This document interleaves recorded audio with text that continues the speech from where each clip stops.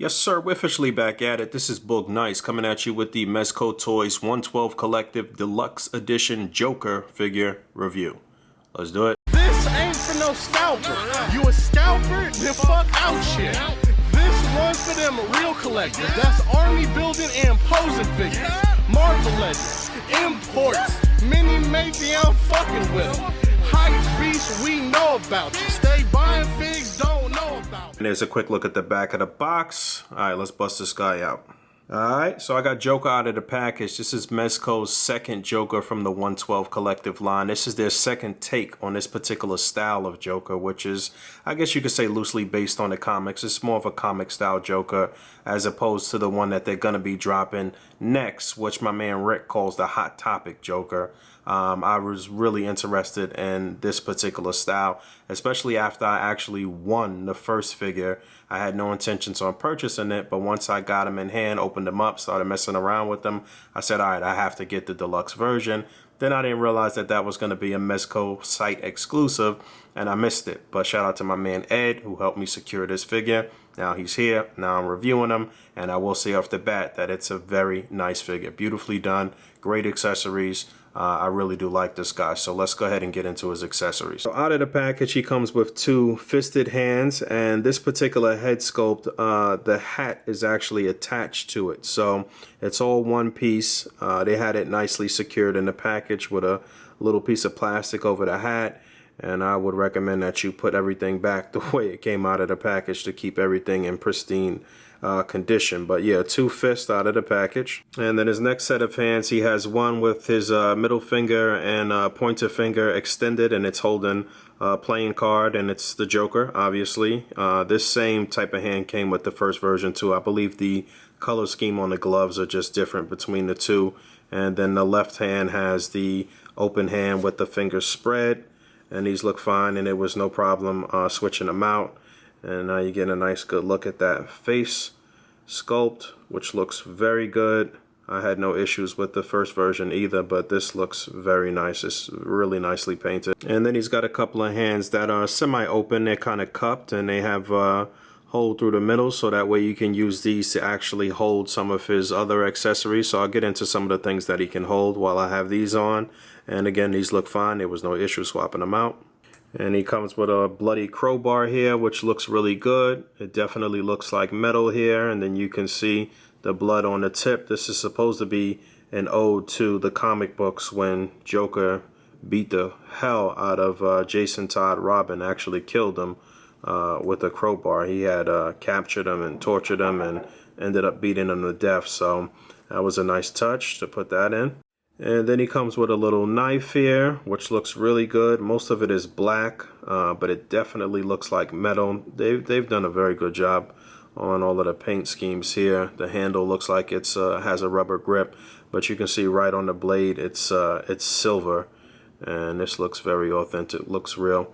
There's no problem putting the items in his hands either. All of the fingers are like a soft pliable plastic, so getting items into his hand is no issue, and he has a firm grip on everything that I've messed around with so far. And then he also comes with an old school straight razor, which is like some real old school gangster shit right here, and it's retractable. You can actually fold it up all the way.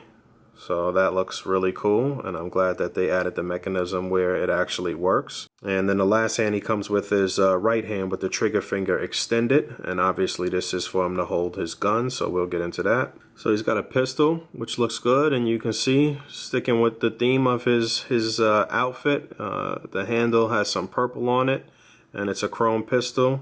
Looks very nice, nicely painted. And like most of the weapons that come with the Mezco figures, it does have some functionality to it. So you can remove the magazine, and you can see a little bullet right at the top of the magazine there. And you can actually even pull back the slide on the pistol as well. So that's pretty cool. That definitely adds some fun factor and a lot of playability, and you know, you can do so much with pictures and stuff like that with just those two little mechanisms there.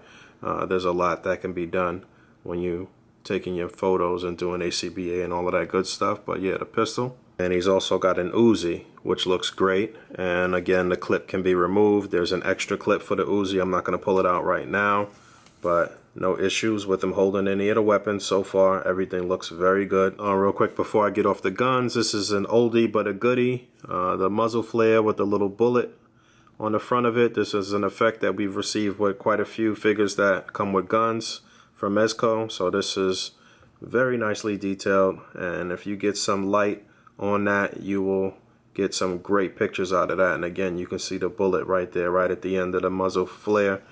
And this will work with the Uzi or the pistol. You can plug it into pretty much any standard Mezco gun. And then he also has these little wind up teeth. It doesn't really wind up. That would be remarkable if it could actually wind up, but the teeth have some little legs, and you can see a gold tooth right in the middle there, which was pretty cool. Then he also comes with this little ticking time bomb. You can see quite a few sticks of dynamite, 2, 4, 6, 7 sticks of dynamite, and a little clock and some wires sticking out of there. And this was very nice. Obviously, this is something that can be utilized with other figures. You know, I always enjoy that when figures are packed in with accessories that will that can be utilized across any line. So this is dope. And I'm gonna get into his overcoat, but I just wanted to give you a quick look at the deco here. So he's got the orange vest, and he's got the green button-up shirt with the purple and green tie. Everything here looks good. He looks very clean. His outfit is killer. He's looking very good. So I'm gonna actually show you. This can come off. His actual suit jacket could come off. So let me take that off real quick before I put it back and put his overcoat on. There you go. There he is without his suit jacket on. And I really like everything here. I mean, when I tell you the paint work on this guy is immaculate, it is just phenomenal. Down to the socks. In the original version, he had the Batman socks. Yeah, he's still got the Batman socks, just a different color scheme here. He's got the hard bottoms. The shoes look clean. They shiny. Everything looks good. But here he is without the jacket. You can see everything is through and through. All of the seam work, the stitch work, everything looks really good. I love the material that they use for the suit. I like the material on this particular version better than the other Joker. And yeah, he looks good. I'll go over his articulation too real quick while I have him without the jacket on, because once I get the overcoat on, it might be a bit hard to do that. So head is on a ball joint. As a matter of fact, when you pop off the head, the entire head comes off, so you can see how that looks. It's you gotta kind of plug it down deep onto that peg. So that looks good, and you get a very nice range of motion, left and right, pivot, all of that good stuff. But again, this is all one piece, so the head is not moving independently of the neck. It's all one piece when you turn it. Shoulders are on a ball joint. They're going to come up pretty far, about that far. You could do a full 360 if you want to risk messing up the shirt, which you don't want to do. No upper bicep swivel. You only get a single jointed elbow. This is one of my gripes about this figure. And the last is that I really wish he had a double jointed elbow. It would definitely give you more playability, but it's single jointed and it swivels on that joint as well. You get a swivel and a hinge on the wrist. You get a little bit of ab articulation. It's going to go forward and back a little bit. He'll turn at the upper torso. Doesn't look like he turns at the waist though. But it'll turn at the upper torso. Legs are going to come up just about that far. And a split will look like that. Obviously, you're not going to get the greatest posability out of this guy because of the pants, and you don't want to risk tearing the fabric for the pants, but you do get a double jointed knee, and you do get a swivel, and you get a slight hinge on the foot. I'm sorry, you get a slight pivot on the foot, slight ankle pivot, but you do get a decent hinge, and the foot will rotate on that joint too. I think that the feet on this particular version are a little better than the previous version, but not the greatest range of motion in terms of articulation, but not bad. And considering that the Joker's not the most agile guy, not going to be doing a lot of running and jumping and flipping and stuff, it's definitely not terrible. And there he is with the overcoat on, and I didn't realize, but the material for this particular jacket, this coat, is a little thinner than some of the other longer coats that Mezco has offered, but that makes sense because he's got on quite a few layers here, and if it was the thicker material, it wouldn't sit right, it wouldn't look right, it wouldn't fit right. So this looks good, sort of like a faux leather, almost has a leather feel to it. He looks very stylish, man. He looks really good. I don't think I got the coat on there as good as I would have liked to, but you should definitely remove the hands when you're swapping out any of the jackets, though. You're not going to be able to put the sleeves over his hand, and you will risk tearing up the coat. But I do like the way this looks, and you know, when I start actually taking my pictures and doing my thing, I'll definitely get this a little better. I don't want it to be bunched up in the back there. I want everything to look clean, but you get the point. He looks good. And it should be noted that you can't really articulate the bottom of the coat like some other coats like Old Man Logan. I mean, you can kind of just flip it up, but there is no bendy wire in there, but you can kind of get it flipped up and just flowing in the wind if you wanted to take a shot like that. But there is bendy wire here and the strap for the coat, so you can kind of get that blowing in the wind or something like that if you want it for dramatic effect. And then his final accessories are the additional head sculpts that he comes with. So aside from the head sculpt with the hat, he has one here where he's laughing, mouth open, the teeth look great, you can see his tongue, you can see the stress marks around his eyes and his brow, and his hair looks good. It's a nice green color. And you can see some shading in the hair. He's got a nice shape up in the back. Everything just looks really clean. This looks great. And then he's got this one, which kind of makes me laugh. This is like the official black mother face when she about to beat that ass, and she's like, "I told you not to touch that shit." This face is just hilarious, but this is cool. It definitely looks like he's getting angry and about to, you know, say a whole bunch of curse words or something like that. Not my favorite, but it's funny. I like it. I see a little paint speck here on his chin. I hope I'll be able to get that off. Again, not my favorite, but it's good. And then there's this one, which he's got like a sort of slick, sly smile. Not showing any teeth, but kind of devious and devilish looking. And I like this one. And then last, but certainly not least, we got a battle damage face, which is probably my favorite of the extra faces. This is really cool. He's got a black eye on the right eye. It's closed.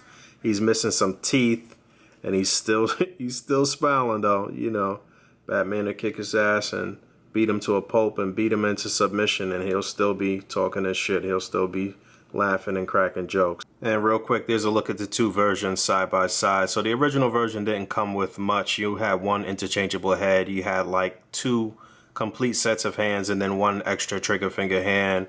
And obviously he didn't come with a coat or anything, but all of the parts are interchangeable. You can swap the newer version's hand onto the original version and vice versa, and you can swap out the heads. And if you wanted to put the overcoat from the newer version on the older version, all of that is possible.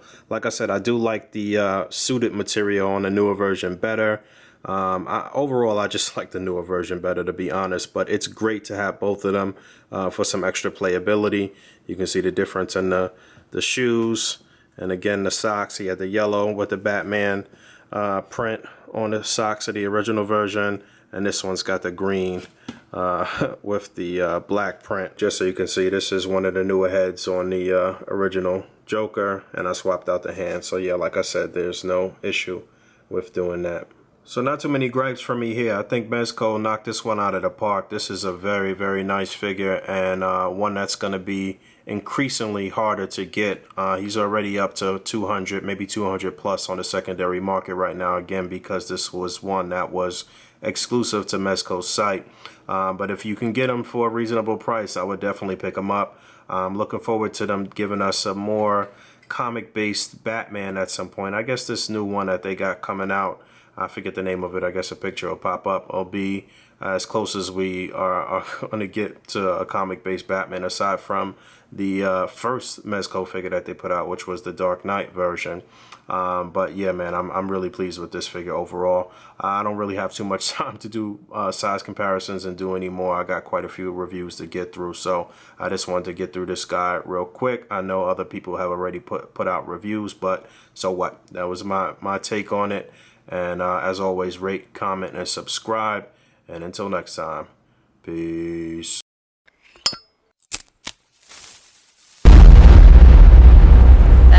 crispy.